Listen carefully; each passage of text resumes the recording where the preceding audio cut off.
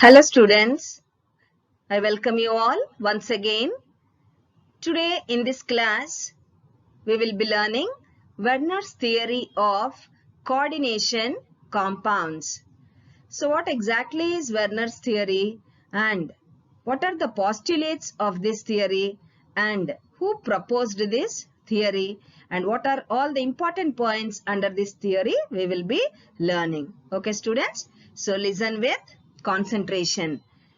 This theory was proposed by Alfred Werner in 1893. Okay, students.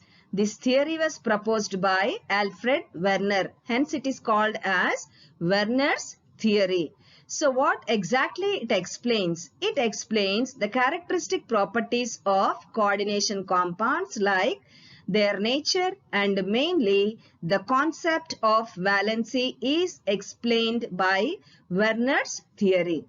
Okay, and also for this work he was given Nobel Prize in the year 1913.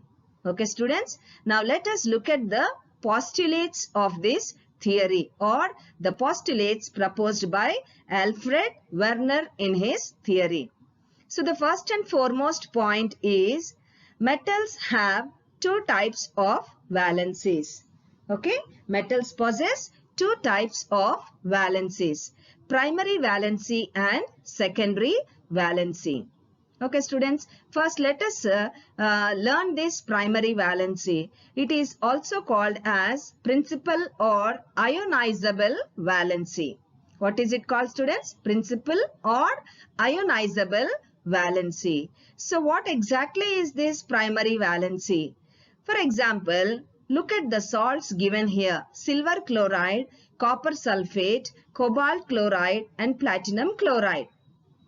If I ask you, what is the valency of silver in silver chloride? Immediately you'll give me the answer +1. If I ask you the valency of copper in copper sulfate, +2. Likewise, COCl3, CO is +3 and PtCl4, the valency of Pt is +4. Okay. So taking simple salts, we can easily tell the primary valencies of Ag, Cu, CO and Pt, which are the metal atoms in these simple salts. Okay students, so +1, +2, +3 and +4 are the primary valencies of Ag, Cu, CO and Pt.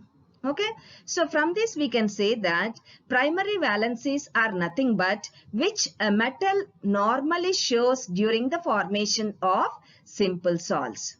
Okay, primary valencies are those which a metal normally shows in the formation of simple salts and they are satisfied by the negative ions. Okay students, as we have seen in the examples quoted here, the primary valencies are satisfied by the negative ions and also they are represented by dotted lines. Now in recent terminology or in the modern terminology, primary valency is nothing but which represents or which corresponds to oxidation number of the central metal atom.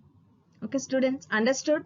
So primary valency is nothing but which represents the oxidation number of the central metal.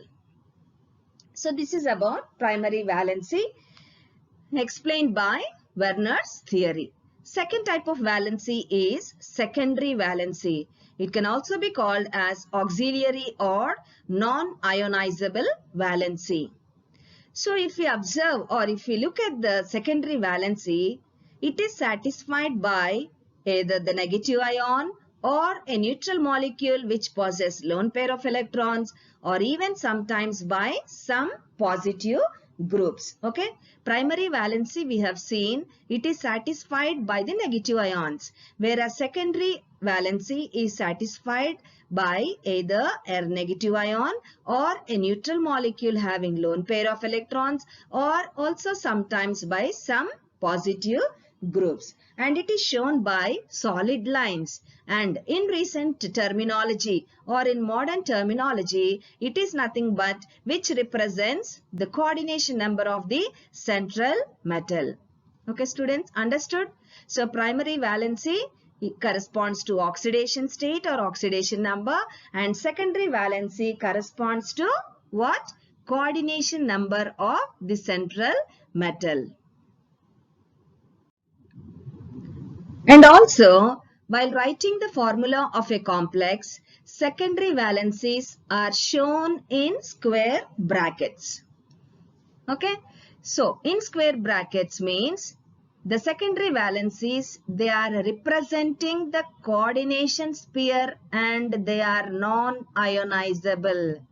Do you know what a coordination sphere is, students? This we have already discussed in the previous classes.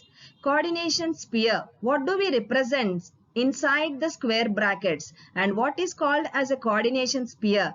Coordination sphere is central metal along with the ligands which are non-ionizable. Okay, so secondary valencies are shown in square brackets, that is they represent the coordination sphere which cannot be ionized. And what is the part outside the coordination sphere? Do you remember? It is called as ionizing sphere. Hence I have written here the ions shown outside the brackets are ionizable in solution and that represents the ionizing sphere. Okay, students, understood? So secondary valencies are shown inside the square brackets which represent the coordination sphere. And also, next point, if you observe, the secondary valencies are directional. So what is the meaning there? Directional means the arrangement and the number of ligands in space shows the stereochemistry of that particular complex. Okay. What is that, students? The arrangement and number of ligands in space shows the stereochemistry of the particular complex. That's why we say that secondary valencies are directional. Look here. If there are, suppose, 6 secondary valencies, the arrangement looks like octahedral. If there are only 4 secondary valencies, the arrangement might be like planar or tetrahedral. Okay, so that's why we say secondary valencies are directional. Every metal atom will have fixed number of secondary valencies or coordination number. So we have seen secondary valencies represent the coordination number of the central metal. Okay, so and also primary valencies are non-directional. Okay, students. Next point. To distinguish or in order to differentiate between the primary and secondary valencies, what did he do? Werner, he has introduced square brackets in order to enclose secondary valencies along with the central metal, that is the coordination sphere will be enclosed in square brackets. Okay, so here the next point, the complex enclosed in square brackets is called as coordination sphere. Okay, so given below here an example, CONH3 6 times Cl3. So CONH3 6 times is the coordination sphere and Cl3 is the ionizing sphere. CONH3 6 is not ionizable whereas Cl3 is ionizable.